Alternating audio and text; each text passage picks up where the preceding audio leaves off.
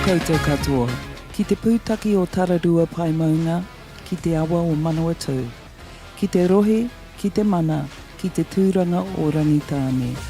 Ki tēnei papatākaro ki te kuninga pūrehuroa, ara Massey University. E ngā hākui, me ngā hākoro, e rangatira, e ngā kaimātakitaki, e ngā kaiwhakarongo, whakapiri mai, whakatata mai, ki tēnei kāhui taiohi, te kemu nui o ngā tīma whutipauro tuatahi o te kura tamatāne o te papaioia me te kura tamatāne o Rotorua. Te hui ngā ringaringa, te hui ngā waiwai, me ngā pakihiwi, ngā pauako me te whānau, ngā kaitautoko hoki o enei kura tamatāne o enei kura rongonui. Neke mai, nuku mai, ki ngā mahi ākura, ki te whakataitai ākura mo te whutipauro. Ko Debbie Marshall Lobb tōku ingoa, mai i Rangitāne, Ngāti Rangi, tūwharetoa, e mihi ana ki a koutou katoa. He pawakoa hau i te kura kaupapa, i te kura tamatāne o te papaioia. Ko au hoki te koro mātua tuarua o te papaioia hoki. Tēnā koe, Ethan. Tēnā koe, te mihi ana ki a koe me tō mihi miharo rau atu ki a koutou katoa e whakatata mai ana, e mātakitaki mai ana ki tēnei kēmu, ko ai tēnei e kōrero ana, ko Ethan Smith tēnei no te rarawa, no te aupauri, no ngā puihi hoki. E tino wai mari au kei te taha o tēnei whira ki te mātakitaki e nei tima toa o tēnei hakataitai. No reira, we've got the top two teams from the Super 8 competition coming to you today, and we've got Palmerston North Boys High School coming up against Rotorua Boys High School. Ngā mihi, tēnā koe, Ethan. Yes, it looks very exciting out there. People gathering, getting ready for the start of this. He pai ki te whakaingoatia ngā tīma? Ai, ākua nei. It's just lovely to be down here in Palmerston North, and you can see some of our spectators, our kai mā taki getting ready, texting their whānau at home. Hey, you fellas are watching Whakata Māori because it's about to be live. So, sending all those messages out to the whānau. If they're not able to be here in person watching it, then text them and send them a message and say tune into Whakata Māori. And if they aren't at home on TV, they can jump onto their cell phones and watch it as well. And whānau, I just got to add, he rā paki tēnei ne, Ethan. Ai, miharo pai ana. And just, we're going to now go to the interviews with our coaches. So I'm going to throw it to Whaia Deb to throw it to me. Tēnā koe, Ethan. Ho kārau i te wai, tai mai au i ki te au i a koe. E ui i te taho o ngā tangata e hāpai ngā tīma, ngā kai whakahaere, ngā kai wawau. Nō reira, Ethan, he aha o whakaro ngā kōrero e tāpiri ki tēnā.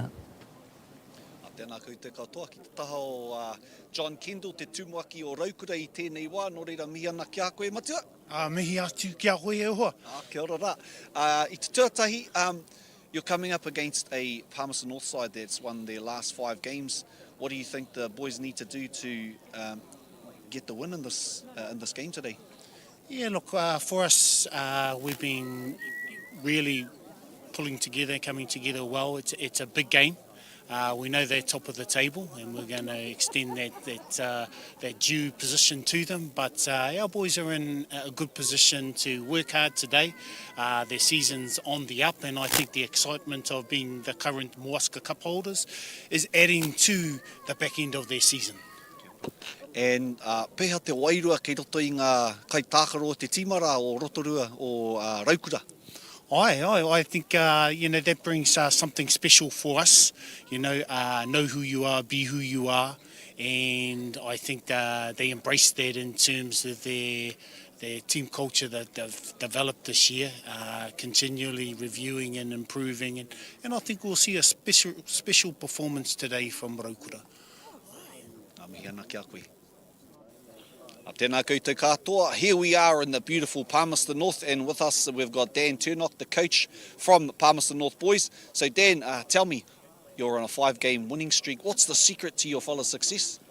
Oh, I don't think there's a secret, to be fair. The boys have worked really hard since October. We sort of got together as a wider squad, and they're really buying into what we're trying to do. We've got some really good leaders that are back for their sort of 3rd year in the team, and they're stepping up and owning it. So when we get on the field on a Saturday, it's almost like having a couple of extra coaches out there. So all credit to the boys, mate. And what are some of the work-ons that you fellas have had to work with the team during this week? This week's just sort of, for us, it was trying to get back into the saddle after a couple of weeks off from Super 8 with the school holidays. And then sort of trying to look at Rotas. They're playing really well too. I think they've won their last 4. So, they're going to provide some challenges today. So just basically tidying up stuff around what they're going to do and then making sure we know our roles. So, keep it simple. Kia ora. Well, as you can see, we've got the 2 schools ready, the teams ready to come on. And playing for Palmerston North first 15, number 1, TJ Wallace. Number 2, Flynn White. Number 3, Tame Langi. Number 4, Ollie Reid. Number 5, Clark Sutcliffe. Number 6, Sikione Maase. Number 7, Viliame Rongokia Tupou. Number 8, Alex Palazzo, who's also the captain. Number 9, Henry Speedy. Number 10, Jamie Verjon. Number 11, Cole Cullen. Number 12, Nehemiah Sua. And number 13, Caden Pade. And number 14 is Eric Miller. Number 15, Hunter Kennedy. We have in reserves Wills Madden, Alon Lokene, Moe Sekona, Tristan Chambers, who is our head boy, and number 20, Carlo Isaac, Bailey Ngatai Crib, who will lead the haka, and Micah Stensmitz. Tēnā koe whaia. And for the boys from Rotorua who've had to travel down here today, we've got them lining up for the haka at the moment, and as you can see, Te Papaioia are running onto the field. So, the Rotorua boys, number 1, we have Mason Barry. Number 2, we have Arthur Pep Chisholm. Manaya Christensen on number 3. Number 4, Jasper Dobson. Number 5, Te Irimana Hatu Edmonds Huriwai. Number 6, Khan Henderson. Number 7, Tiaki Hunia. Number 8, Jake Hutchings, the fellow from Dargaville, good Northland man. Te Atutahi Jennings, number 9. Solomone Mailulu, number 10. Tommy Macbeth, number 11. Hiaki Magavi, number 12. Toko Aitu Owen, number 13. Fetu Paul, number 14. Nate Phillips, 15. Tyler Phillips, 16. Must be brothers. Luke is at 17, Luka Rakuraku, Cody Renatai at 18, Tukotahi Richards Te Whau, 20, Tariki Rogers. Pate Lisio Tavake, number 21, Te Orangi Te Riaka at number 22. Ka pai, I want to introduce you to the coaches, but I'll just take a break for the minute, and we're looking at Boys High doing their haka kia rite, composed in 2003 by Manu Kawana, a respected figure of Rangitani and Ngāti Raukawa descent.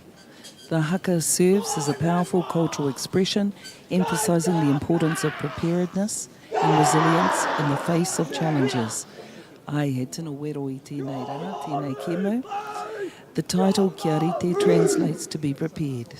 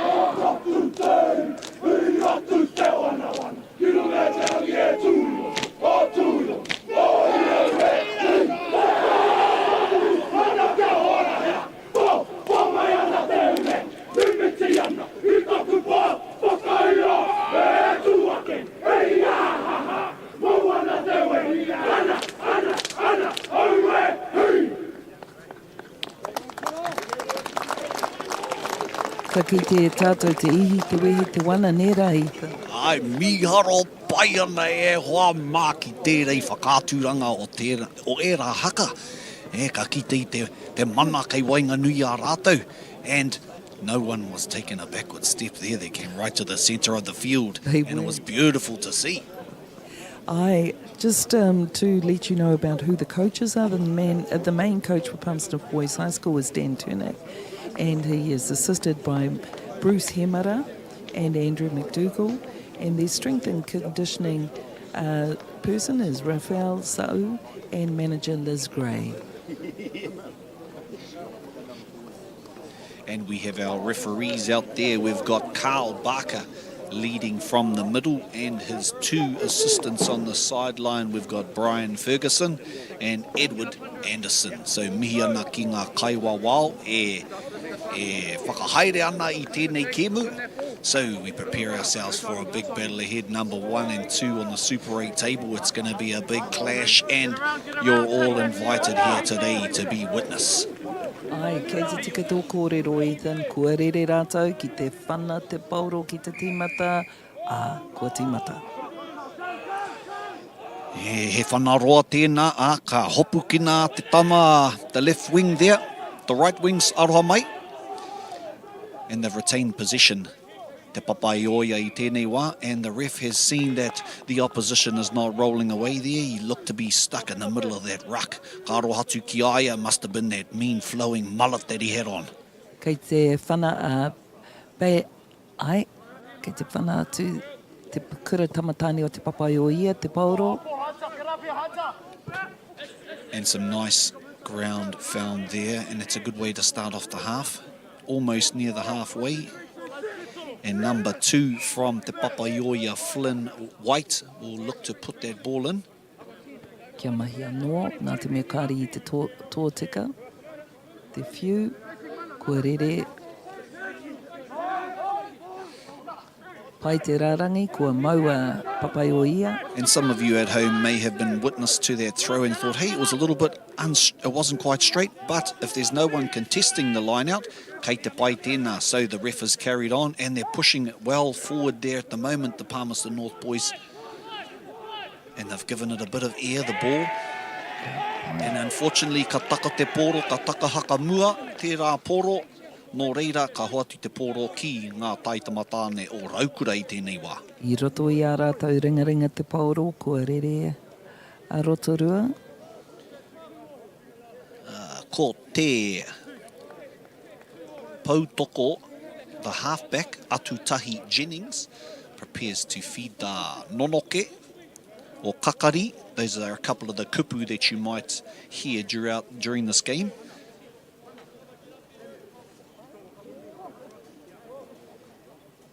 And our stats man hasn't quite got the weight comparisons today, but that's all right. The packs look fairly evenly matched, and they've got Raukura's got it stacked to the left-hand side with a big blind side at the moment, so we'll wait and see what the plan is here. Kei te whiu atu, kua rere rata o tere ngā te pauro, te whiu atu, pai te uma, ka pai te rutu. Miharo te rutu a tērā nama te kaumārua nehe mia sua I te tama o Raukura. Ai a te tau e tūmai nei ki te haere ai ki tā wāhi ki te tākaro. Oh, miharo Pauro, tērā. ana. And the initial passing by Raukura to make those meters was very good, and it couldn't quite pull off in the end there, but they're still developing young men, so we look forward to what, as they warm up more, what's to come. And Raukura putting a bit of pressure on I roto I ngā rutu. Ai, pai te wero, o kei a Rotorua, kei a Raukura te pauro I tēnei wā. Oh, tere rātou, ka pai te ratam. Me hoki whakamure. Atutahi was a bit quick off the mark. I think the ref wanted him on the mark, and he was quick behind him there. Luckily for ngā taitamatane o te Papaioia, because he might have been in with a sneaky little try there. Ai, kei te tika tō kōrero, Ethan. And so ka aro atu tōna titiro ki te kokona. Ko iu te pōro ki ngā paitaha. No reira, ka whakaritea tētahi whakarārangi paitahi tēnei wā. A whakaai atu, ka whiu atu a te tama o a Raukura, ko te namarua, ko Arthur Pep Chisholm tēnā. Koe rite rātou. Ka whiu ai kei Wainganui, pai te hopu o te pauro. Ka hārātou a Raukura ki te haere whakamua. And they went into a bit of a rolling moa kōkiri tōpū i tērā wā, but te Papaioia managed to slow that down, and it's in the hands of Jake Hutchings, and off to number, couldn't quite get that number right, Ai, and it's fed out to the right hand side ki te taha matau, e tino tata rātou ki te whiwhi he piro. and Jennings feeding the backs again.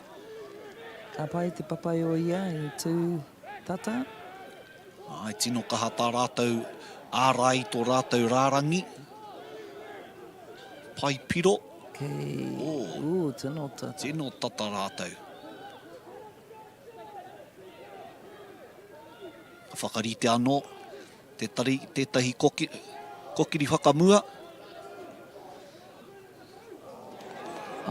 O tino tera tō rātou oma ki te rutu. Kei te hoki atu te kaiwawao ki tērā taha mātou o te papa tākaro. Kei a Raukura te pauro. Engari ka tūhapa nā rātou. There's an offside call there, and so ka whakarite a tētahi nonoki anō, they'll prepare the scrum.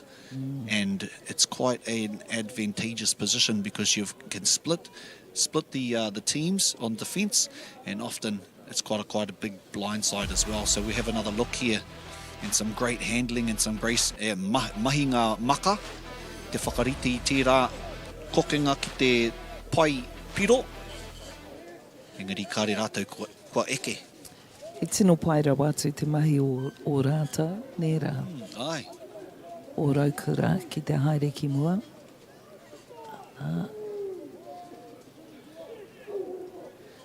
And so the boys from Te Papaioia would be watching for that. No, it comes straight out. And they're running at pace. They go to number 13, toko ai to Owen. And Wai maari e te Papaioia, kei a rātou te pauro, hea, tērā. he was holding on to the ball. He wasn't releasing it. So the Kaiwawao has given the ball over to Te Papaioia now to find some pressure relief. Ka pai kua whanaia. And that's a lovely kick there to make plenty of metres. Let's have another look at it here. And that the ball was out to number 15 and then to 13. Number 13 and number 15 being Nate Phillips, te Furupeke. He rārangi hoto tēnei, ko hopungia te Papaioia, kei te pana rātou. Rawe tērā kōkiri tōpū.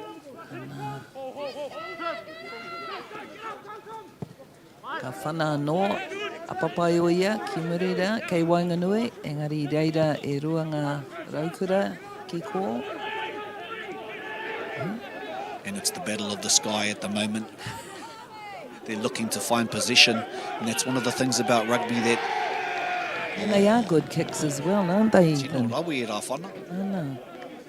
But another great run back, actually. He made plenty of metres. Kei te Papaioia te pauro.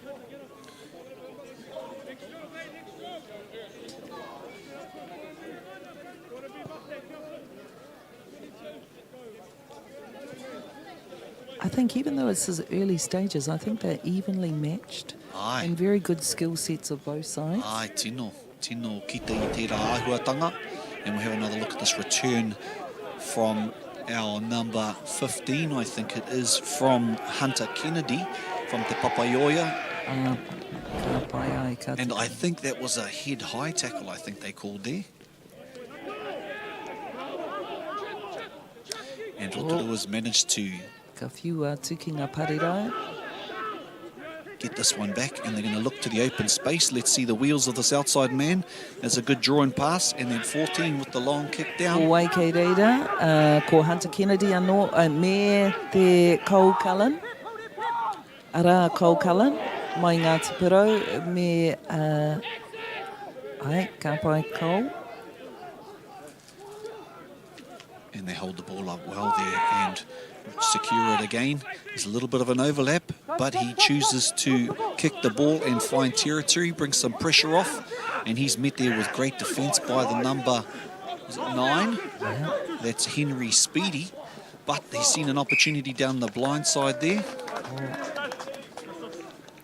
And the ref has seen that they've knocked that ball on. If we have a look at the replay there, you might have seen a sneaky little Papaioia hand in there, just upset that play, which was very well done, because there was a big blind there. Oh, almost captured that ball too. Oh, yeah. Ai.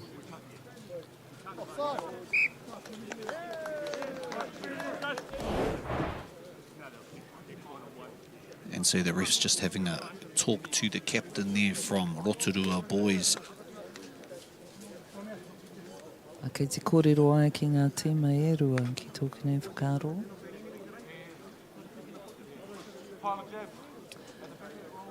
Nā te mea he raru kei te nama whetu, Viliami rongo kia tūpau i tēnei wā, me tōna pūtu. Ka tape ngia i tōna pūtu, hei whakapai.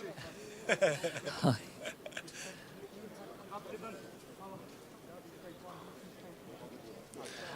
Ai, mihi ana ki ngā kai tautoko i tēnei kaupapa, kia Caltex, kia Whakata Māori, kia Baileys, kia Zealand Carbon Farming, kia Polo Projects Hoki, me te mihi atu kia Local Gecko Productions, ki te whakarite, ki te whakapāho i tēnei kēmu. Paira watu. Tau ki e rātou, mo te tautoko ne. Kua rere. So we've got on the team list Jake Hutching at 8, but I don't think that's Jake Hutching. I think he's on the side of the scrum. Ka whangaia a te tama o te Papaioia Henry Speedy i tērā nonoke. Kei te kiu atu. En rawe tōna makaroa. He makaroa no tēnā ki te nama te kaumātahi, Cole Cullen. Ka rawe. Engari he tino tere te rutu me te hopu i tērā poro o ngā kai ārai. En kāre ia i waiho i te poro, nā te mea ka hoatu te poro ki a raukura i tēnei wā. Kia matara te Papaioia, nā te mea mena i roto i te ringaringa o raukura. O, ka mohi o au kia hiahia rata ki te haere whakamua. O, pai taua whana. And they would have learnt an important lesson there, te Papaioia, about getting back and making sure they're following their teammates and supporting him. So as soon as he goes to ground, there's no one there left by himself and isolated for them to have an opportunity to take that ball. But some beautiful passing skills shown there, 2 long balls. What I like is they were running onto the ball as well, Ethan. Tērā rangi pēdā. Rawe tērā. Ka tāhai a te Papaioia i tērā poro, mai te whiu mai te maka a raukura i tērā wā. O, pai taua whana. Ai, he kemu whana tēnei. Ai, rawe e rā maka. And he's going to show a Pai key pair of tērā. heels. O, He has shown tōna that. tere hoki. Te nama Whetu Paul. Engari, Mā whā. i reira, te nama ono o Papaioia, kisi one maawhe i tēnā wā. And he's found some clear papa, some clear grass i tērā wā. And number 12's going to bring it back up, Heke Magavi. And he's found a bit of grass as well. Could that be a 50-22? No. No, ka. He's managed to bring it in. And everyone's having a kick today. And he says, no, thank you, I'm not going to be kicking. And he brings it straight back. Tino, kaha tōna, oma. Ai, Engari, tērā. kia te raru. Kei a raukura tērā. I'm not quite sure that one there. He gave the upward motion with his hands. So give us I don't know what that call was there. Well, if you don't know, I don't know. Hands in the ruck, eh? Hands in the ruck. Okay, there we go. So he looks to the sideline, ki te paitaha. Te nama whā te kaumā whā, Whetu Paul. And they're going to probably look with this far out from the line to have a bit of a maul over the line, I would say, Whaia. Ai. Ko tērā he rautaki pai ki te mahi pērā.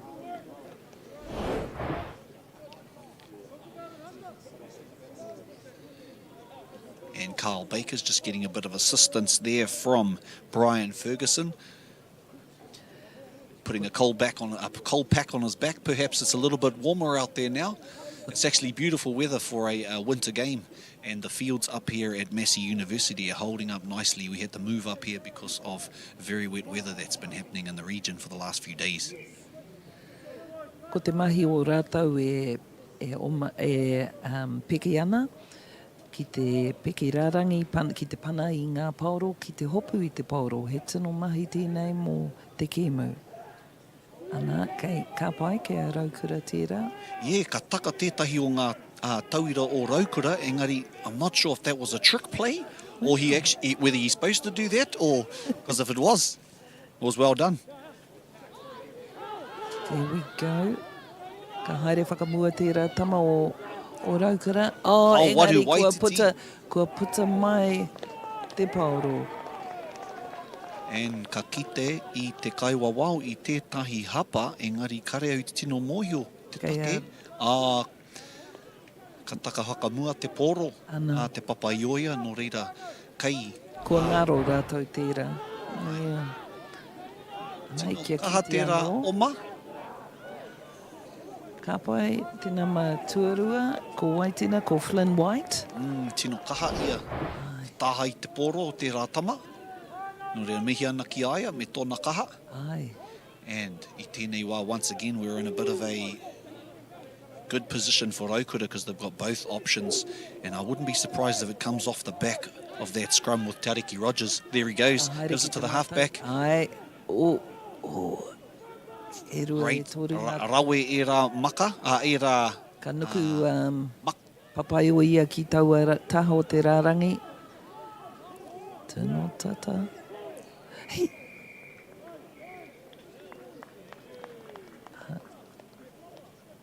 Oh, kare au te mohi o te... Kei te Kei te aha i hoki nai atu nei. ki ngā mite e riman. Whakaritea tētahi nonoke, pēr. Ana. Kei te kōrero aia ki Arif Carl Baker ki te papaio ia. Kei te kōrero tūpato pēr. Ai. Ki te nama waru, ara Alex Palazzo. So he's saying to him, I think he's got two options here where he'd like to take that penalty from. And he's going to look to the sideline, ki te pai taha. Ai. You see Lily Tutavaiva clearing to the line there.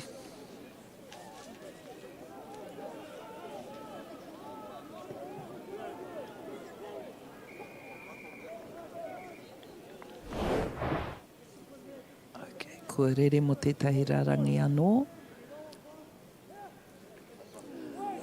Pai te... heka, kua whiwhi, ko Waitera. Wai te papaio ia. Te nama waru Alex Palazzo tērā. Ka Alex Palazzo ki te tākoro. Miharo te hopu i tērā pōro whaia. Ai. Ka pai ana ringa. Tērā o Hunter Kennedy. He haumaru ana ringa tērā tama. Engari ka kite a te kaiwawau i etahi hapa, kei muri rā. Ka hoki anō ki reira. Ka pai. Ka ki mai tētahi o ngā kaiwawau tautoko pēr i tērā.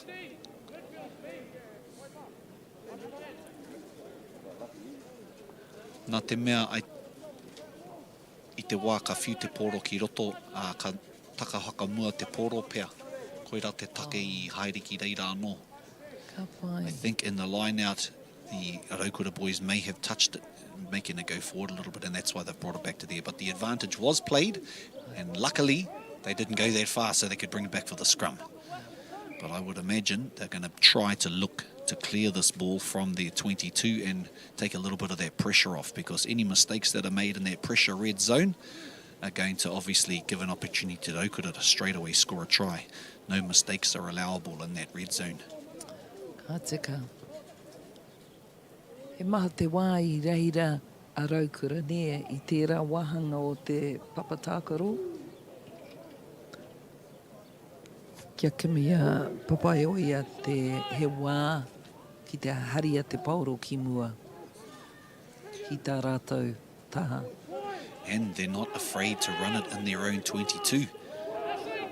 But he may be just trying to find a better position to put the kick down, and there we go. There we go. And it's a lovely kick down, finding just over the halfway with number 14, Isilili Tutawhaiva, bringing it back with a great tackle being made there. But Raukawa, kei reira ngā kai tautoko, te kai hopu I pōro, and ka omoa a Jake Hutchings I tērā wā, ka whiu a te pōro a Pep Chisholm. O, he kā tērā tama ki te haere whakamua. O, kei a papaoi a tēnā. And that Jackala was on there, quick, snappy, and the ref has said that number 8, Te Ariki Rogers, has come from the side of the ruck, and so that is a penalty to Te Papaioia. And for the first time in a long time, Te Papaioia is in Raukura's half.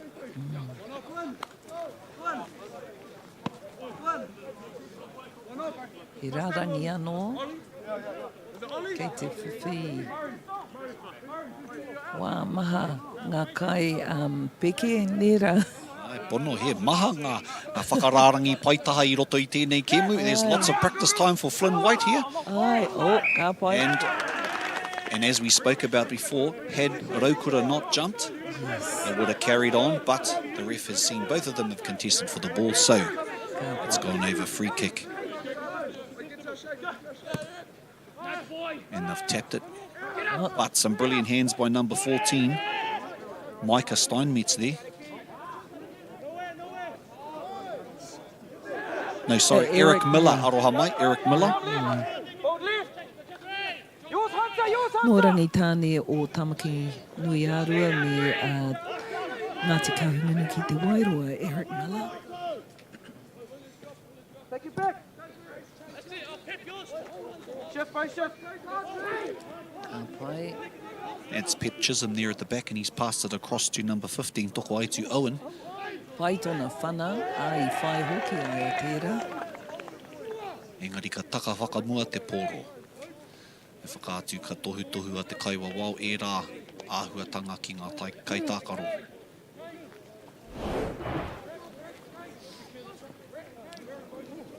There's a cheeky little kick there by the number 15, toko ai to Owen, and that just showed his confidence to back himself to have a go at it, eh? I whai hoki ai I te pauro. Aye. O tērā, te painga o tērā. And if it hadn't been for a quick hand by Te Papaioia by Palmerston North Boys, then toko ai to may well have gone through. So good defence in stopping that play from happening. Number 9, ka whakarite a Pep Chisholm ki te whangai tēnā nonoke. And Te Ariki Rogers off the back of the scrum, he's going to look to feed to the winger there, and good hands. He whana no, he mea pai. And brilliant vision there by that player to get the ball away, and the offload as well. Ka rawe, ko waika tautoko I aia. Oh, pai tērā, ko nihi mea mai a sua I whiu atu tērā pauro. Ka pai tērā no tēnei tamatina. Oh, rawe Ko mā tērā wha, whakahoki. Eric Miller. Ana, ko Caden Kādei, ka rawe, I mahitahi rawa, pai te tīma. I tērā te mea tuatahi. E haro rawa atu tērā pero, mai tērā pero, rarangi pero ki tērā tu rarangi pero, o ka waimari e rātau I ngā whiu me ngā maka katoa, ngā maka tautoko, ngā support passes. These fellas been watching Sonny Bill Williams, I reckon. Now, I know you're not talking about boxing. Echo. I think Sonny Bill was one of those ones that he made that pass so much more. He If you look at did. the young players coming He from did. league into rugby, and now we see it all the time, and those young fellows there have put it into practice today. Pai rawa. He maha ngā hua I roto I tērā mahi kia mahi takitahi. Kia tautoko I tō hoa I tō taha. Ko tēnei a Jamie Phil John. Ke aia te wā ki te whana. Oh, kāri ai whiwhi. Nō reira ko te rima ki te kore, te rima ki te papai o ia i tēnei wā. Te haurua o te kemu tonu. Pai tēnei mania. Ka rawe. Watu. And that was number 13, Caden Pardy with that. And he just outpaced our young mate there, Jake Hutchings. Unfortunately, the loose forward couldn't quite keep up with the pace with that centre, which is not unusual. A back to come up against the forward. Occasionally you see a forward that actually has wheels on them, but in this occasion, very fortunate for young number 13, Caden Pardy, to finish off that amazing try. He rawe ngā pukinga o te katoa, ne? Kua ki te au, kua eke rātou ki tētahi taumata pai rawa. Yeah. Ka mahi te katoa te tīma i roto i tērā haerenga. Nehi mea sua, pai nehi mai a. Ka haere waka, ka whiu atu. Pai te haere, te rere. Ka rongo tēnei tīma i tērā āhuatanga, te whiu, e te tautoko. Ka pai kei a raukura te pauro i tēnei wā. Ki mai te kai wawau. Me... Takahaka mua tērā pōro. Engari i te mutunga he rawe tērā oma te tamara. Nehe mai a sua. Ai. He tau te kaumātoru. He maha o ngā tangata ngā kaitākaro kei te wehe te kura i tēnei tau. Ka ki te au i rongi ngā rārangi ingoa. And koira tētahi o ngā mea ua i roto i tēnei whakataitai. At the end of the year 13, often when the team is full of year 13 students and they all leave, Yes. it's really difficult, and they have to make sure they've got that development of the young players and their reserves to come through and fulfill those positions that are being vacated by leaving year 13 students. Ka rawe, ka whiu atu, pai te pāhi. And he's isolated here, and that man's over the ball. And he's managed to turn it over, and Te Papaioia have got the ball here. Nama Jamie Viljoen with the pass. And Henry Speedy with the long ball at the moment to number 6, Kisione Maasi.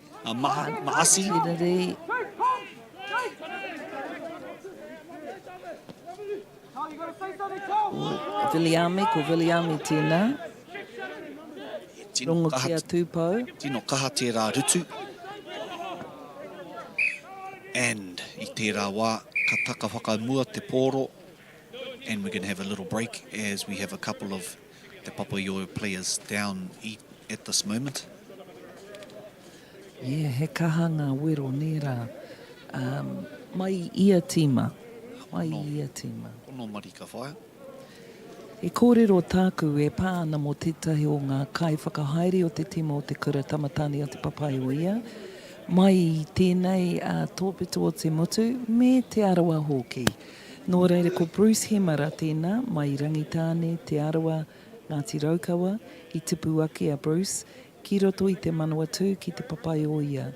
He tamatāwhito hoki o te kura tamatani o Te Papaioia. I te tau kotahi mano o whitu tukau mā rima, ko ia te kaitaki o te tima whitu pauro tuatahi.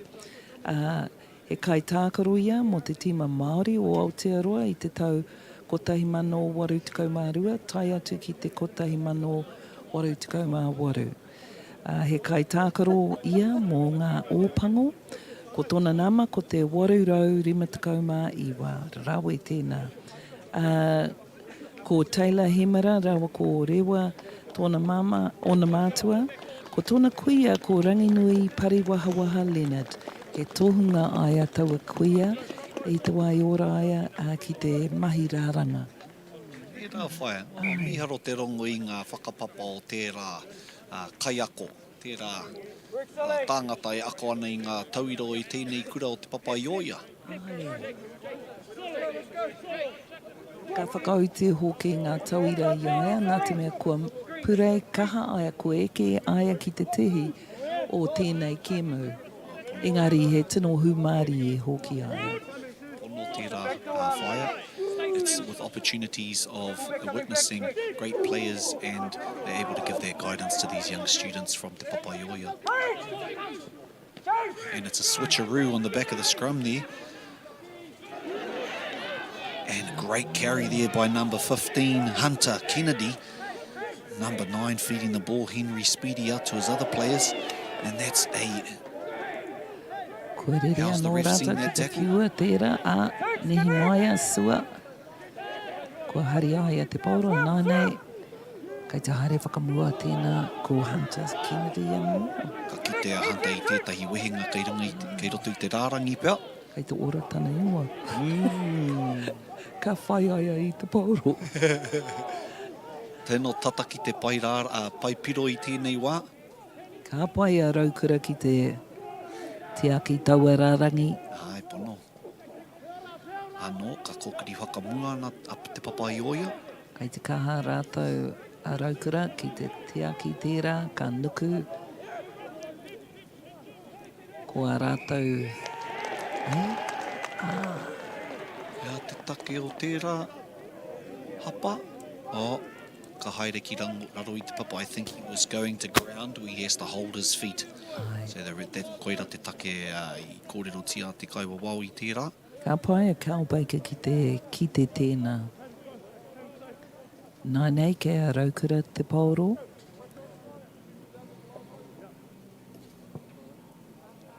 Ka pai te whana. Kua whai wā. Ko hoki atu ki te hauru o te papatākaro. Ka kite anō i tēnei āhuatanga. I ki te moa tāia tēnā nea. A ko kāri tāua i ki te. O tino tata nehemea sua ki te hopu i tērā poro. And he was unfortunate that he wasn't able to reel that one in because he would have been under the posts if he had. Ai. And that's something that Rotorua Araukawa are going to have to be, Araukura are going to have to be aware of, making sure that when they're making those passes, that they're safe passes. And it's always a bit of a gamble when you throw those balls. If it comes off, you're away, and if it doesn't, try under the other post.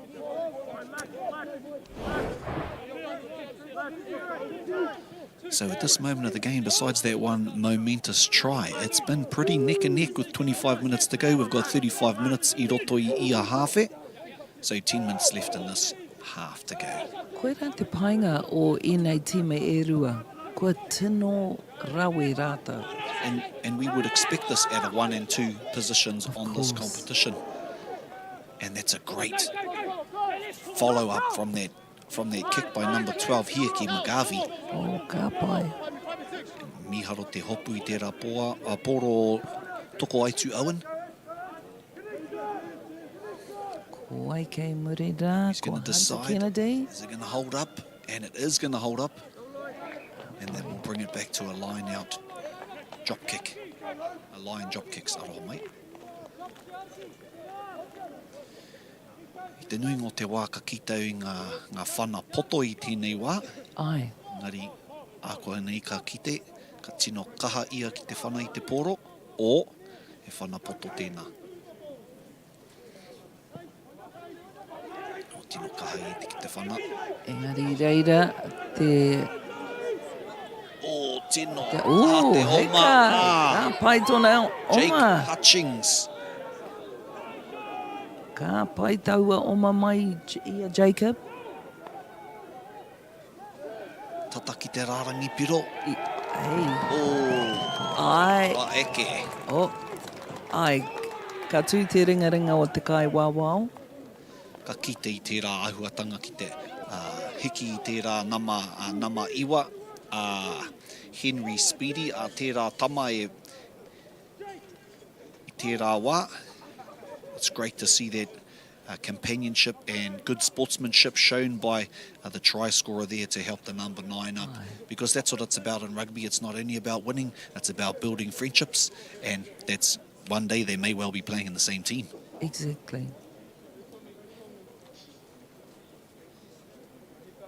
And you're quite true about that, Ethan. There's so many things that we value about sports, the healthy lifestyle, the energy, the teamwork.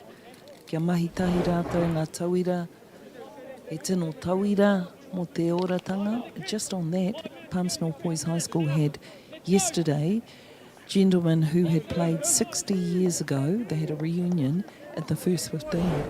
And by my calculation, those gentlemen will be in their mid-70s. And they were all looking good, and they came yesterday to pay their respects and to meet up. He wā whakawhanaunga. O rawe te rongo I tēnā, nā te mea, we can see that longevity of life come to fruition from these rugby players that have played in Palmerston North. Miharo tēnā. And no doubt Rotorua would have the same. You know, when they have reunions of those things, koe rā ngā hua o te mahi hākena. Aha ko no he nā wai. E rā hononga kei wainga nui ngā kai tākaro, he roa te wā e mau ana I e rā hononga. And that's a great clearance and a great receiving there by Tokowaitu Owen with a kick back. And number 10, Jamie Viljoen receives the ball and he's going to put it back again. And they're going to chase. He's found a bit of empty grass. Number 14 is going to have to, Isalili Tutafaiva is going to look here. And he has found the line. And that's actually a really good kick from his own 22 all the way down to the opposition's 40-metre line. And that's our young Edward Anderson on the sideline. Kei te whiu ki roto I te rārangi a Flynn White, te pōro. And he'll want to be making up for his last throw that wasn't quite as straight as he had hoped. And there it is, found the target, Miharo tēnā. Good take. And some great passing shown there. Number 15 showing a little bit of in and out. Hunter Kennedy. But Rotorua tried to make something of it, and the ref said, not today. You're going to ground. So that's not holding your feet when you're going into a ruck. And he's penalised Rotorua I te rāwā. And I love to see the referee with a big smile on his. He's enjoying himself out there. Aye. And that's great to see because it's a hard job. It must be, because he's running up and down Dillondale. He's not as young as those players, but he's still young. He mahi ua tēnā, Ana. kai wawau. Mena kei te mini ai, he tohu pai. Ai, tōna tēnā. Ka whakarite a tētahi rārangi pai taha anō. O mana tērā nama whitu, Viliami rongo kia tupau. O ka pai te hupu mai a Ollie Reid. Kei te pana rātou. He kōkiri tōpū kei te haere.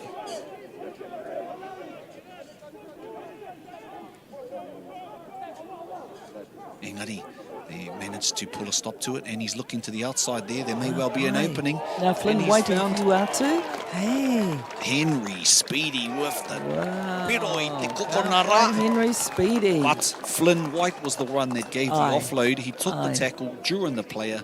Whāngai atu ki tōna hoa tākaro and pero ia ki roto I te kokonarea. That's that benefit of following up and staying close to another, not leaving them isolated. They've got their backup in sport. Very good. And number 12 from Rotorua, Hieke Magavi, coming across the giant tautoko, but he wasn't quite able to get there. Very tight defence, but I say Rotorua did a good job there. They've certainly made te Papaiuia work for that.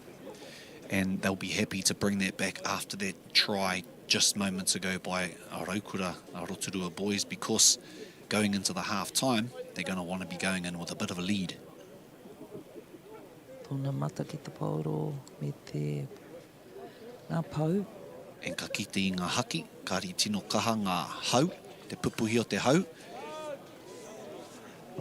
Kei te pai. He tino kaha tōna whana, engari kāri tino aro te poro o te haere a te poro ke wainga nui ngā paupiro.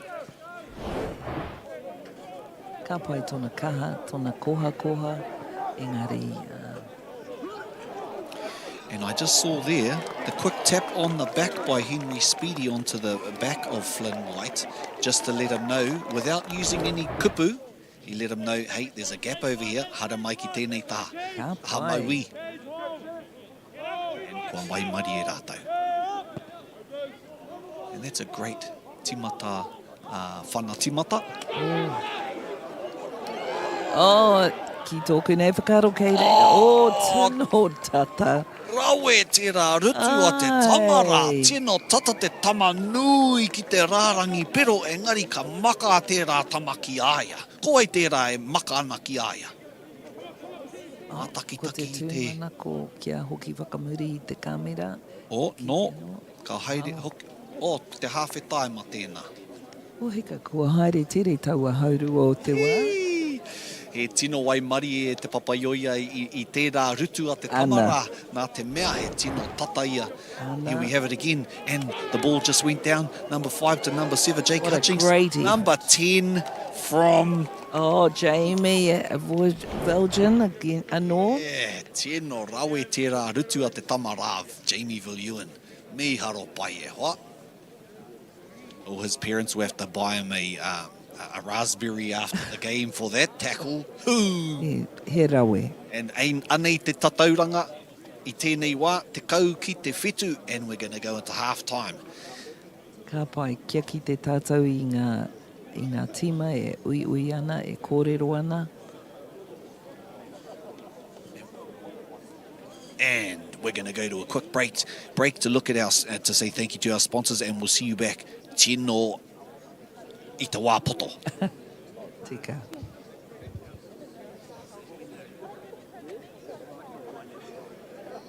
Get the MāORI Plus app. Download now on Google Play or the App Store with exclusive viewings and 100% ad-free. Quite like top tier. Watch us anywhere, anytime. Make MāORI Plus your mate and stream now.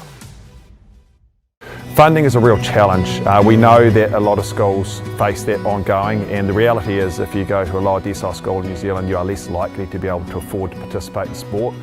Obviously, having come through it myself with kids and being one of those kids myself who played sport, I know how much it defined who I was. And now being able to go, I can't fix it all, but we can help and try and give to those people who are going through a tough time. It's a real privilege, but you know, for us, we want to see others get involved in it. This is not a selfish thing for Apollo. This is about how can we get, whether it's construction or other businesses, to get involved in this. There's a lot of things that kids miss out on, and so to have businesses step up and want to be involved and to help is a game changer for schools. It really is.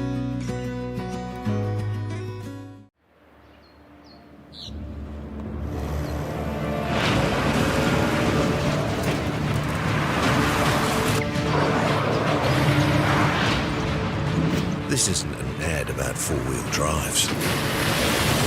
It's about knowing the place, as well as the locals. You found the place. That's a good start. Built by my great-grandfather 20 years ago. Hey, sport is about more than just the game.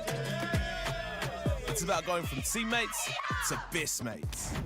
It's the high fives and helping hands. It's learning when to back yourself or back your buddies.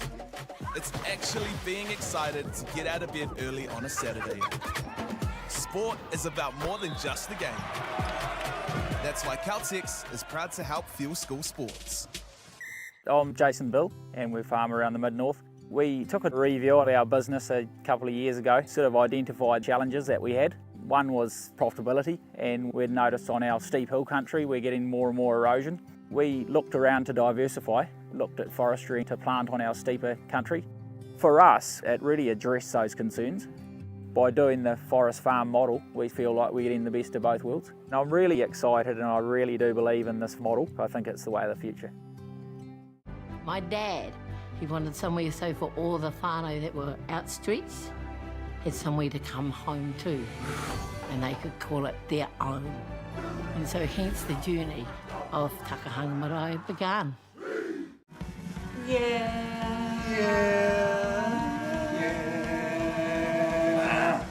Oh, why are you ruining it for, Joe? Hurry up, come back here. No, just because you're not tall enough to get on the top. Get the MāORI Plus app. Download now on Google Play or the App Store with exclusive viewings and 100% ad-free. Quite like top tier. Watch us anywhere, anytime. Make MāORI Plus your mate and stream now.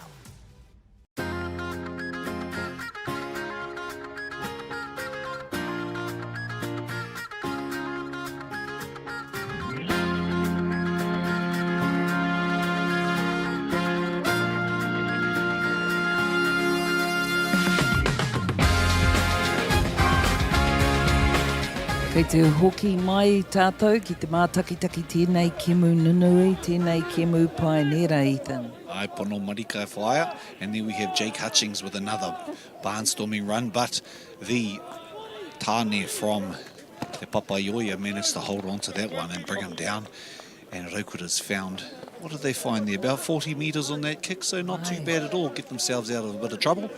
He rarangi pai tēnei, kia rite rātou.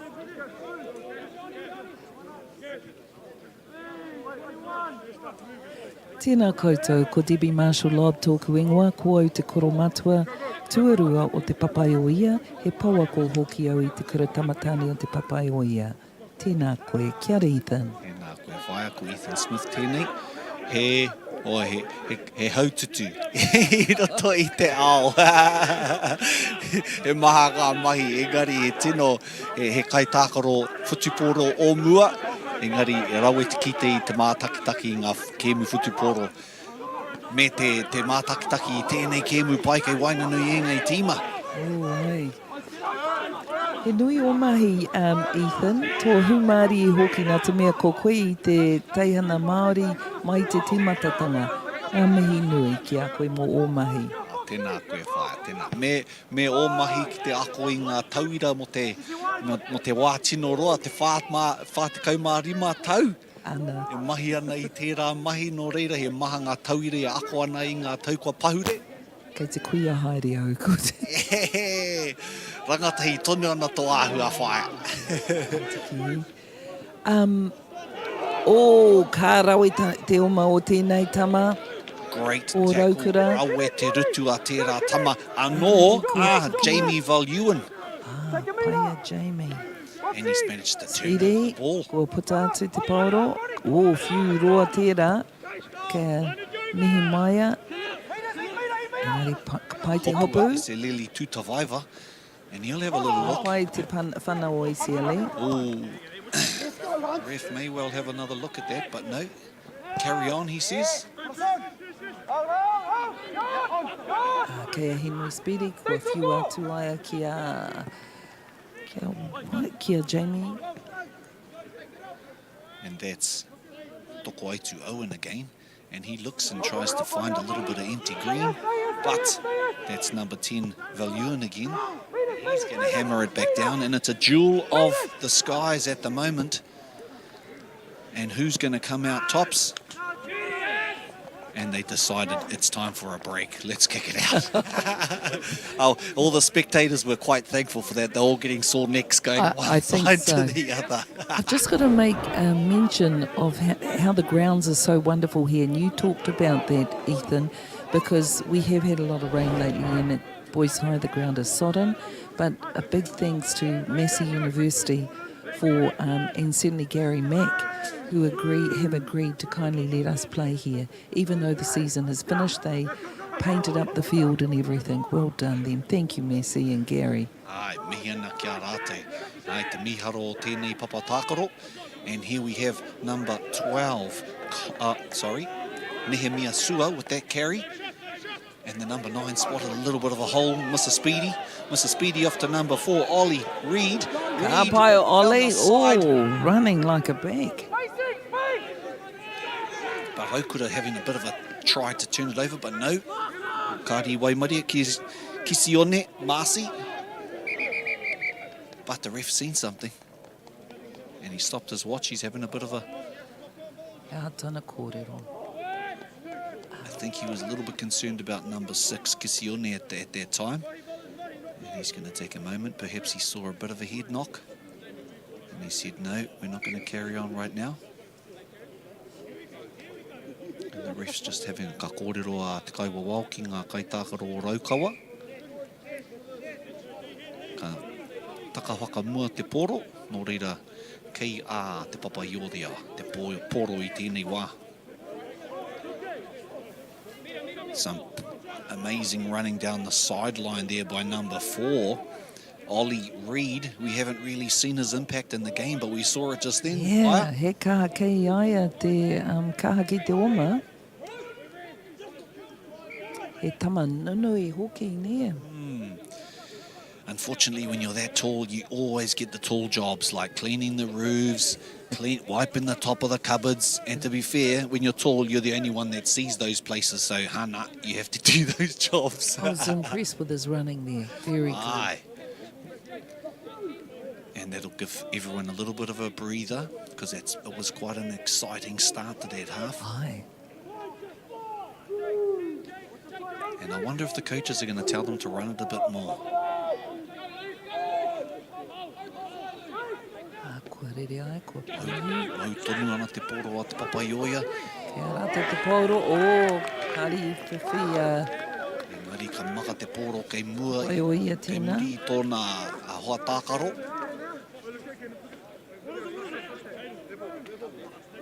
He showed great pace and maybe a little bit too much pace, that his mates went a little bit too far in front of him and he wasn't quite able to connect.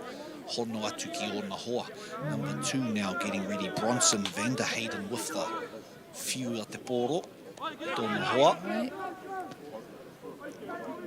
Kia raukura te poro i tēnei wā, kei te haere whakamua. Te Ariki Rogers. Ka wai. Ai te hopu i taua paoro. And he had a bit of gas to spare, but Papaioia managed to pull him down. Go to work, go to work, go to work. And Tukotahi Richards, te foe, navigating the backs and the players out there on the field. Pep Chisholm spotted a little gap up the middle there. Te Ariki again, Te Ariki Rogers again, with another strong carry. Tino kahai ki te mau i te poro. Maka atu ki tōna hoa tākaro anō. Mau tonu a raukura i te poro i tēnei wā. Tino tata nama ono ki te mau i tērā poro.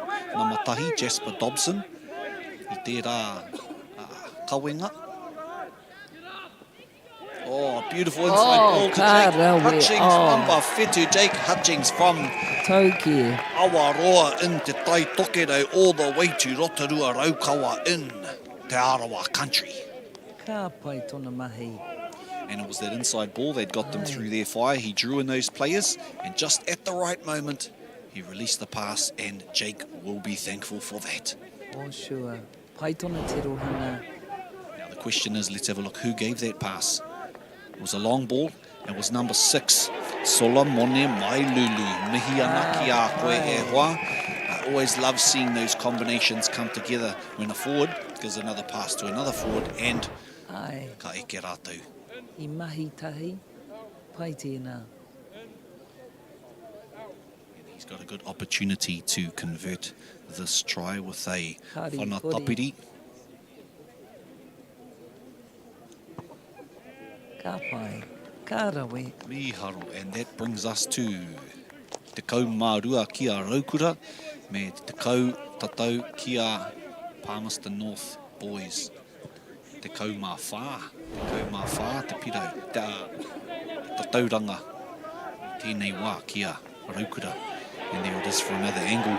Me hiana ki te kai kāmera e hopu ki nei tērā whakaahua. And he is absolutely stoked with that result.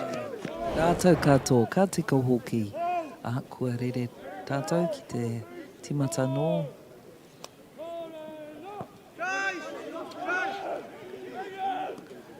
And it's just gone over the back of the head of number 5, Hunter Weaver. But they've managed to retain mau tonu i te poro i tēnei wā. And ka whakaritea te Ariki Rogers. Engari, tino tere, te haere, kao. Ka haere tōtika ki te papa a Raukura, no reira mahamini tiana. Hoati te poro ki a te Papaioia i tēnei wā. It's so close, Ethan. I don't think either team can afford to give anything away.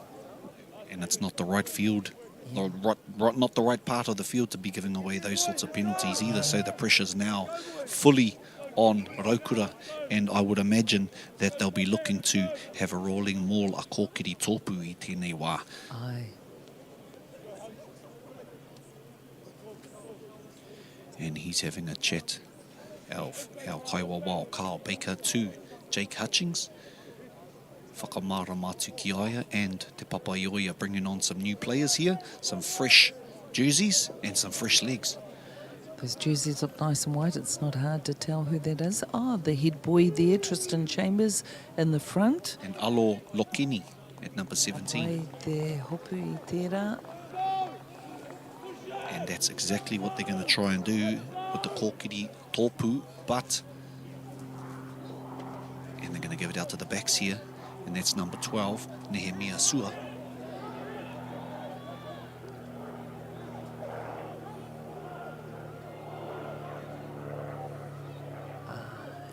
Ka pai. O rawe te rutu I tērā kai oba. Me te mahitahi ki te au tokorua o rāwe I haere whakamua. Tētahi I āwhina I aia. O no tērā whaia. Ka tahi anō, ka mahi anō. Ka maka te poro. Ka rutu a tūkotahi Richards te whau. Ka pai e raukura hei te aki tau e rārangi. Ka taki te rārangi, pero I tēnei wā. Ka whiu te poro. Ka haere ki te... Oh, ka Speedy. rawe. Oh, ka whiu. Pero ana. Ko ai tēnā. Ko tērā, me huri ai ki toki nei whakaro Kare a Muhioko hunter. Eric Miller pēr. Cole Cullen. Cole Cullen. Te tamaiti o Christian Cullen. Nērā whaia. Ana. Oh. Mai I Ngāti Toa me Ngāti Porou. Kaua tama. Haro tērā. Yeah. Tērā piro. rawe. Me te makaroa I ēnei pahi. Ka pai hoki a Caden Pādei hei hoa tiki aia te pauro. Ono tērā. And he held that pass up just long enough to put that defender in two minds. Do I shift or do I stay with you? And he was right on the line to get that try. And it is a difficult kick here from the sideline, but if there's a man that can do it, it's this man right here, number 10, Jamie Valuen.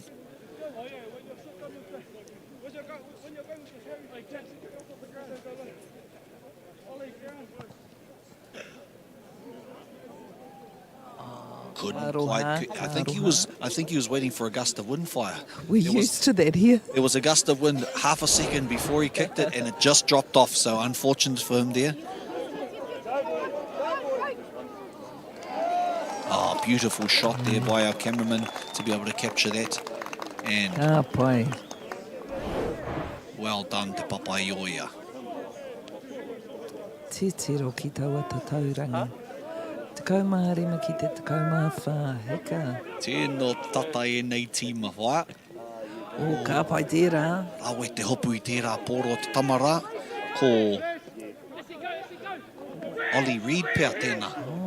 Tangata I mau I te pōtai maro. O, ka pai.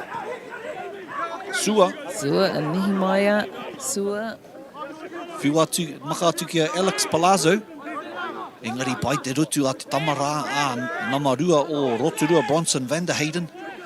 Maka anō a Henry Speedy. Sua anō. Ake kona a Speedy anō hoki. Nei, ai. Ana ka whana te poro a Valuen. And he's called a mark there. Pai ngā pau toko hei ko rātou ngā kai whakawātia tere, whakahaere I te tere o te kemu, I ngā taha e rua, he pai rāwa. And he hasn't quite found touch there, but Valuen has pulled that one in. He's given it across to number 15, who is Hunter Kennedy, and Kennedy across to Sua. And they're right in the middle of the field here. They've got both options. He's going to go to the right, ki te taha matau. Yeah, pai te oma a alo lokeni. Ka pai. And Speedy has a little go again. Sua anō. He's been going all day. He has, hasn't he? Well done. Kei reira o ngā tīma ki te tautoko I aia, engari.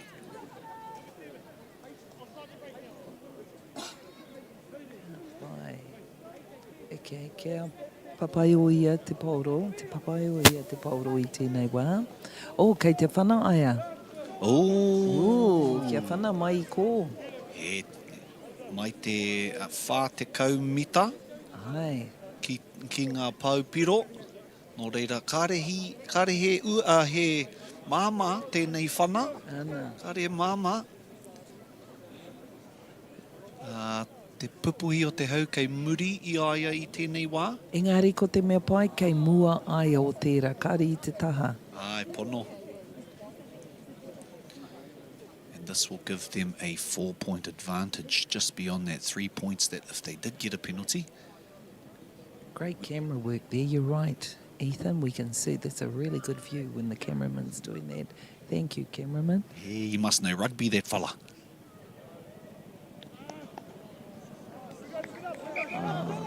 Oh, what did the... Carl? I'm sure we would have heard the paki if we... Yes, I think we would have. Hopefully next time we can see our flag touchies put up their flags next time when they do those kicks so we can see if he got it over or not.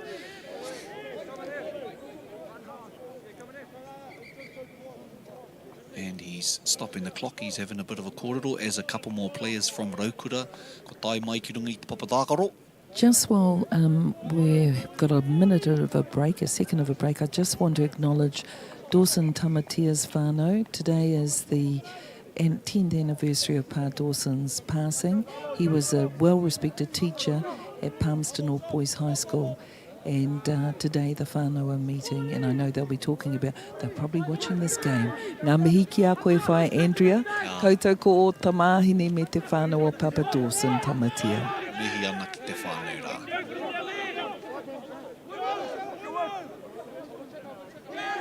And Te Ariki Rogers is straight over their ball, quick as lightning. He was over the ball, and he managed to get their penalty for his team.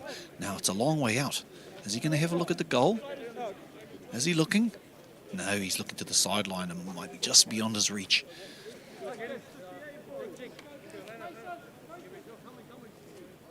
You've got to admire, I suppose in learning, we know that risk takers are the best learners. And I think it's good too. We've seen examples of that here, where they'll kick, they'll decide, they'll make a call, and that's a good sign. They're thinking strategically. Kia ora. And there we see it again, the penalty and how it came to be. And that was Te Ariki Rogers getting over that ball, quick, snappy. And there is the second man in the line out, looking to get lifted by Jake Hutchings, number 7. But no, they switched it up. I love seeing that in the lineouts these days, just those combinations that happen. I like seeing them contest the ball too. And there it is in the hands of Jake Hutchings again at the back of that ruck. And then Okiri Tōpū moving up the field. He's lost the rest of his players, but he's still going. Haere tonu ana te tamara. And his knees are on the ground now, so they might have to release. No, ball's out the back there. Oi ki te au ia Tristan Chambers. No, kei kona te poro ki te taha o Raukura tonu. Te Ariki Rogers there with the carry. Te tino te aki rātou tau e rārangi. Papai o ia. Engari ka wero kaha, wero atu a Raukura. And you can hear the Papaioia players calling to their mates to come along and support. But the forwards, will they go again? Yes, they will. Oh, yes. They can feel the line right within their grasp. Jake Hutchings at the back of the scrum there. He has another go, but isn't able to get over. There's number 9 there. And he goes back to Te Taha Maui. And that's number 12. Number 12 with the offload. Is he able to get the ball down? Heka ko ngaro te pauro. And the ref. Taua wā. He kā te wero nea o ngā Raukura, o te tima Raukura. He miharo tērā. Kei te mini mai tērā tama Isiali tua... Tutavaiva. Ai, pono tēnā. Ka pai tōna mahi. And I think they were playing advantage, were they? I see the ball in the hands of Raukura. Yeah. Aye. I'm not sure what that symbol means there, Flyer. But they're going to look to the corner ki te kokona, me te rārangi, whakararangi paitaha, tēnei wā. And I wouldn't be surprised if another kōkiri tōpū is in order here. They weren't able to quite pull it off last time. They might make a few changes. Ka aro atu ngā kaitākaro katoa ki te pauro, ka pai. Good take there. And it's at the back of the ruck in the hands of number 2, Bronson van der Hayden. And it's come adrift there. As the ball presented itself, yes, our man with the headgear. Pedal Rotorua I tēnei wā. And he's ecstatic. Ka pai. A lot of guts shown by Te Papaioia to try and hold them out, but they were able to get over the line in the end, and this has made the game even more exciting. That's number 5 from Rotorua, Hunter Weaver. You know, I never saw the ref's hand go up. Oh, now, yes. And then back I can. Playback I could. And Hunter Weaver took that ball in the line out and also was the one to finish off that play. Great perseverance there. And good defence play too. But in the end, the perseverance won out. Number 10 lining up to Kotahi Richards Te Hau. And if he's able to get this over, it will take it to a 7-point margin.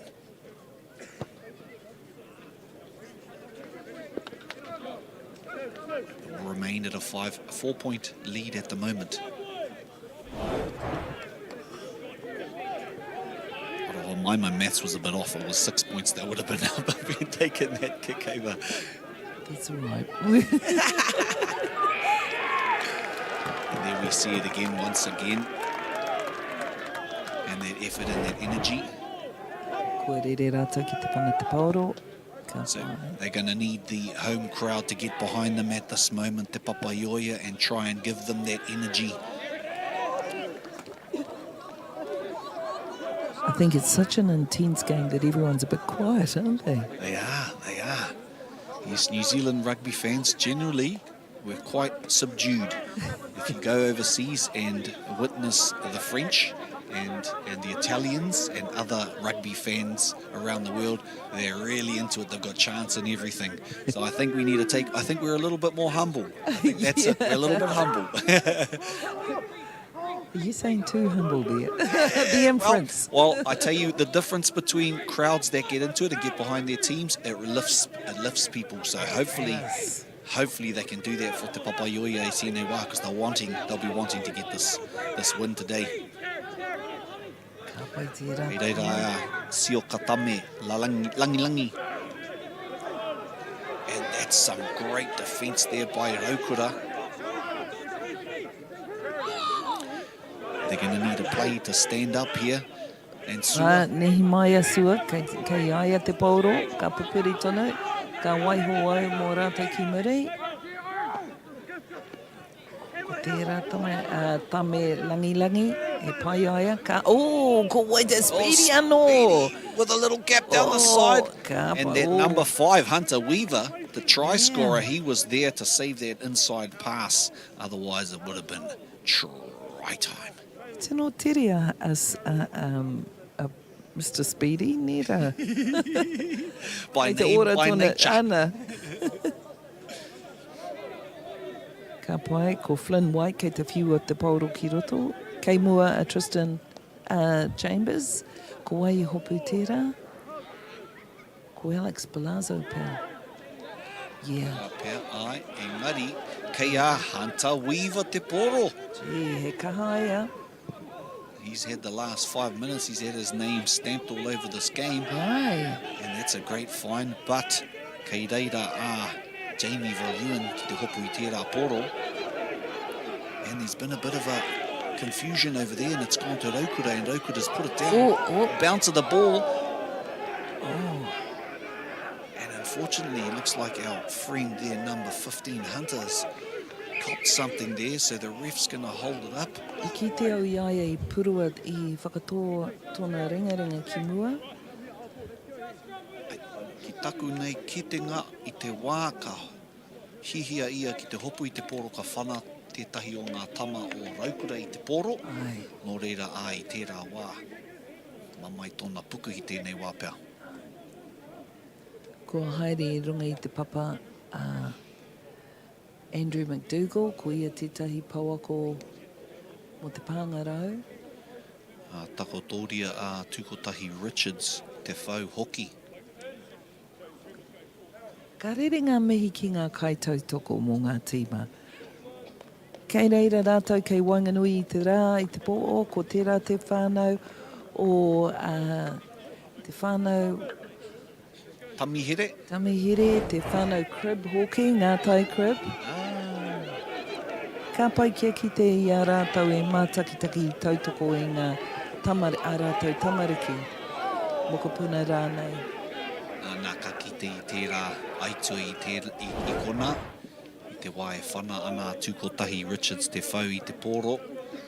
Mamai tōna waiwai tēnei wā me te puku a te tama o te papaioia.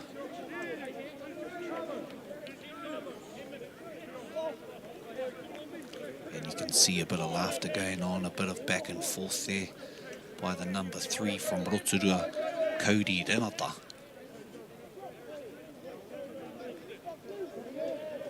Ko etahi oi nei tama I te wā ka haere ki te mahi, ka haere ki te whare wānanga, kia noho hoa rātou.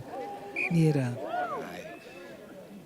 E wā whakawhanaunga muri iho, tēnei mō rātou, kia kaitahi, kia kōrero tahi, kia mihi tahi. Ai, tino kaha ngā hononga kei Wainganui, ngā kaitākaro whutupōro, nā te mea kei te mura o te ahi rātou. Ana. I roto I e rā wā, he tino kaha te hononga. Mō ngā wā roa, e rā hononga. Ka ki atu a Jake Hutchings ki tōna hoa tākaro o Tukotahi Richards. Se tērā pēr ka kite I tētahi nekehanga. Ka kōrera o te kaiwa wau a Carl Baker ki ngā paumua.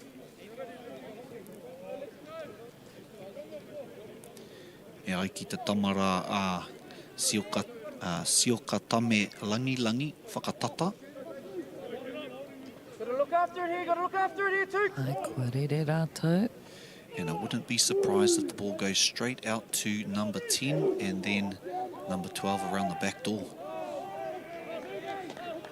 E reira, te pōro,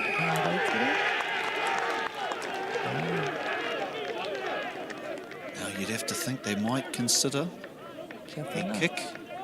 Whana Hamene. Pai taua kupu, whana Hamene. How te whakamārama o tērā? The penalty kick. Yes, we're trying to make sure everyone listening develops some of those Ai, kupu. pono. And they can have a bit of a think about it. Number 22 from Rotorua, that's Ryan Rasmussen. He's saying, kick it to the goal. And e kao, ka kia te kāpene, kao whana ki te taha. They want to really put this beyond reach.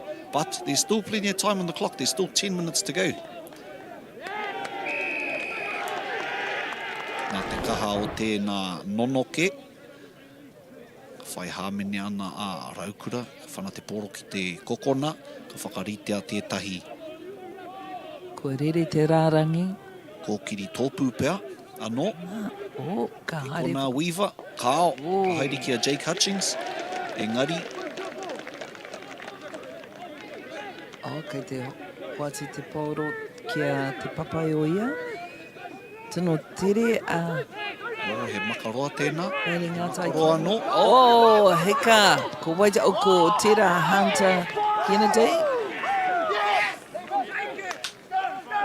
Tino harikoa te tama a Rotorua a Iselili tuta whaiva.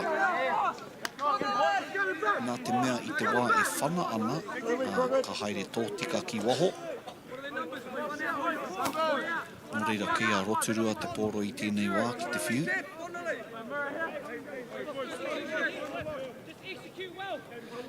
Kei a Bronson van der Heiden te pōro I tēnei wā.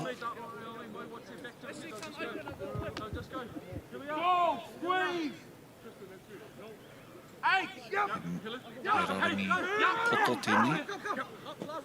O, ka pai te papai o ia. Kua whiwhi tērā tama, tēnā mawhā I te pāoro. Ollie Reid tēnā. Ollie Reid, ka pai Ollie Reid. me te whana nama Bail, kaumātahi, bailing ātai crib. Ai. Kei reira tōna whānau e mātaki ana i aia. Ai. O miharo tērā whana. Ko ia te kai whakahaere o te haka hoki i te timatatanga. Rawe. Ai, rawe te mahi a te tamara. I pātai atu au ki te kai whakahaere o te tima o te papaioia a hea hai tahi o ngā painga mō tēnei wahanga Whutipauro. Nānei ki mai i ngā tau kua pāhuri ake, kua mahi tahi rātau, ngā kaiako o kai whakahaere ki te waihanga i tētai ahurea kapa kaha pūmau hoki. Kei reira sua anō, te kawi te poro. Ka maka atua speedy anō. Kia Ollie Reid. Kua haere hoho nui e tahi rātau i haere whakapa. Ko wai tēnā, ko Tristan Chamber, nā kā. Rawe tōna tepe taha. Ko Caden Party. Ka rawe Caden Party. I haere whakamua. Pai tōna oma. Engari, the ref said to him, you're going to ground, you're not on your feet. And so hāmene atu kia te papaioia i tēne wā.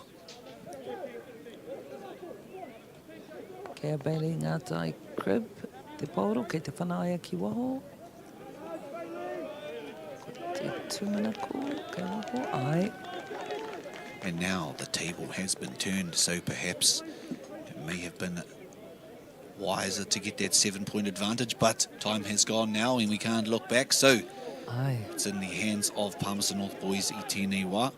And is that still number 2 throwing in there, Flynn White? I think, or is it TJ Wallace? One of those two. Flynn, was he number 2? If it was number 2, it was Flynn White. Oh no, that's another number on there now. He must have come on. I think number 16, pal. 16, Willis Madden. Yes, Wills Madden. I better put my glasses on. And he's held him up there, but his knees are on the ground. Ka pai, ko wai tērā i whana hoki.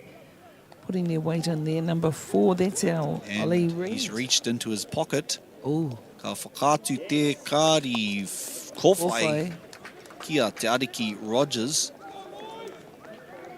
I runga i te aha, e aua. Nā reira, kei te haere ai ki te pae whiu. O ngā miniti te kau. Ai.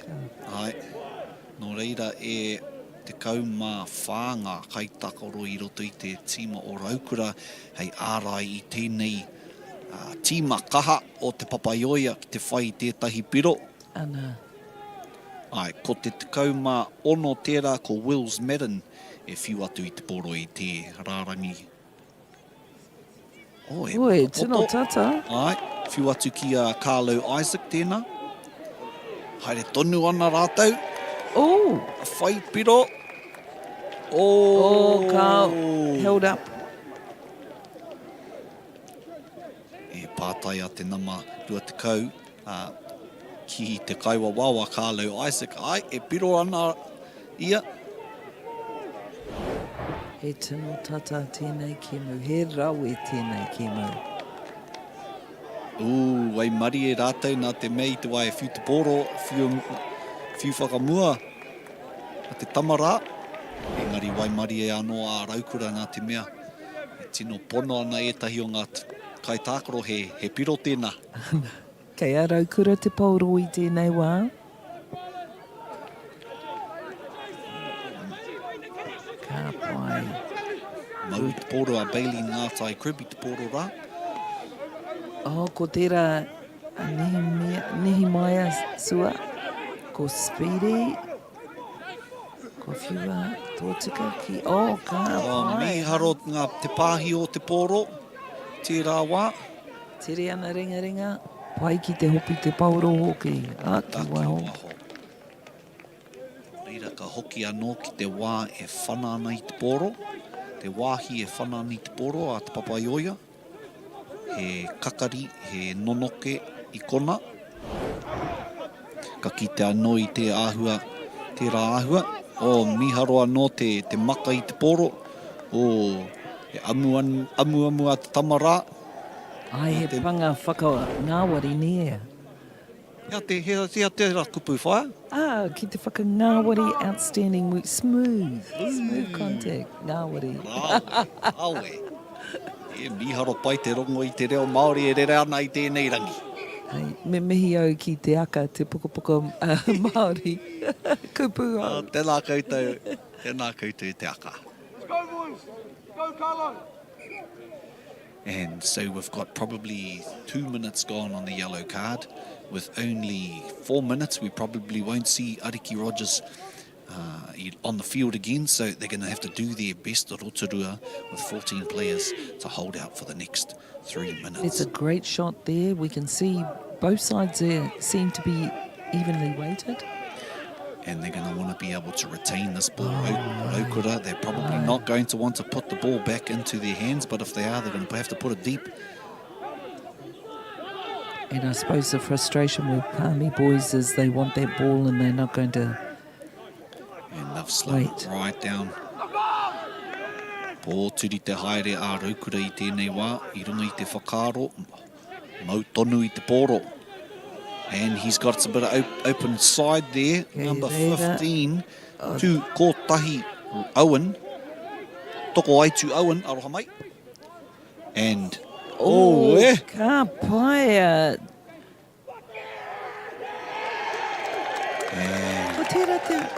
Oi rā te mutunga o te kēmu kei wainga nui e nei tīma toa.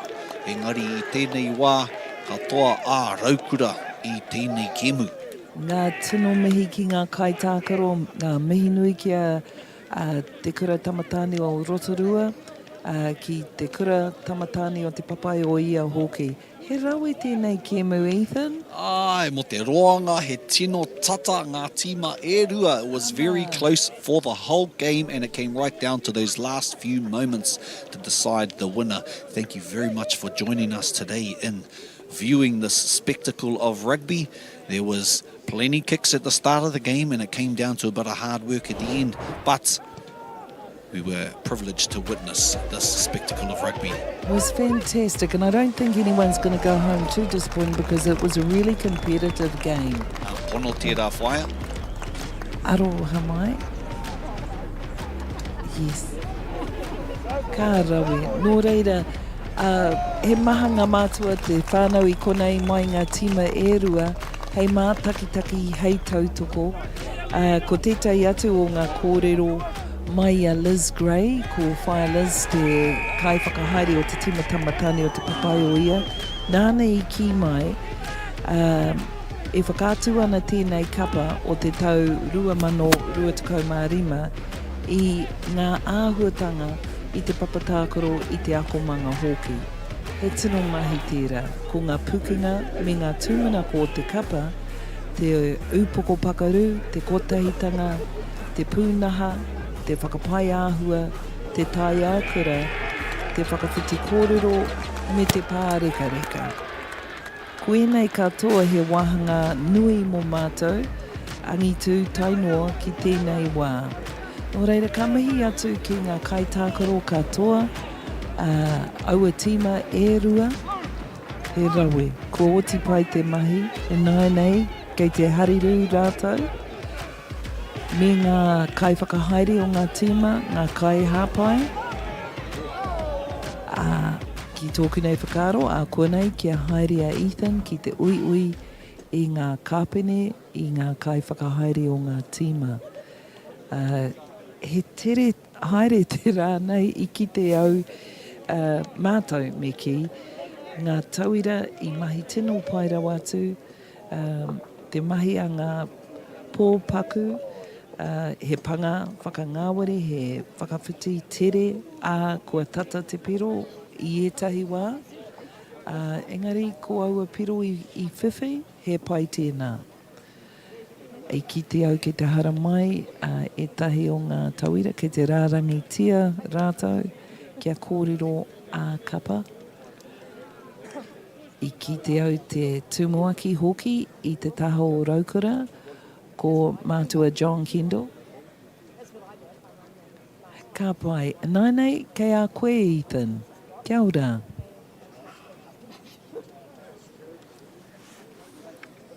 Tēnā koutou, here we are with Te Ariki Rogers.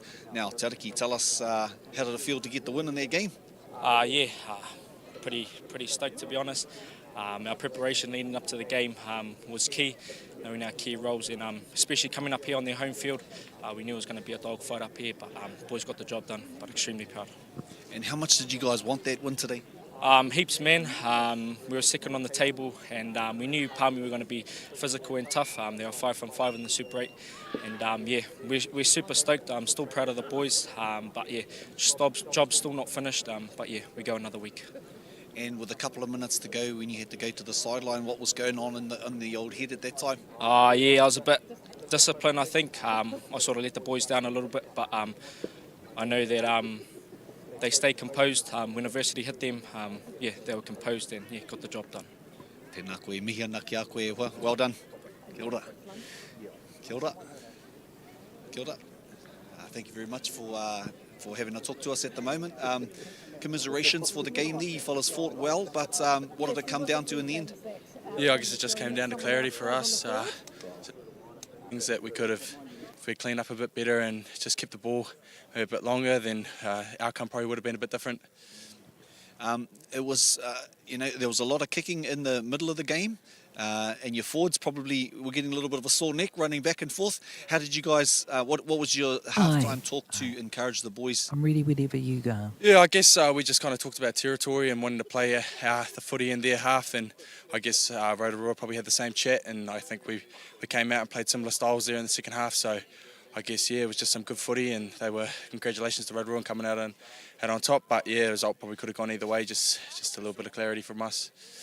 And what would you say to the rest of your team to encourage them with the games coming up in the next few weeks? Yeah, I guess the season's not done, Like, business end of the season now, we'll come down from a loss and probably give ourselves 24 hours to feel a bit sorry about it, but then come back Monday, we are into some hard work to build for the rest of the season. So, just proud of all the boys from our team as well. Thank you very much. Cheers, bro. Tēnā koutou. Thank you very much for joining us here in Te Papaioia in Palmerston North. It's been a spectacle of rugby, and thank you very much for joining us. Tēnā koutou.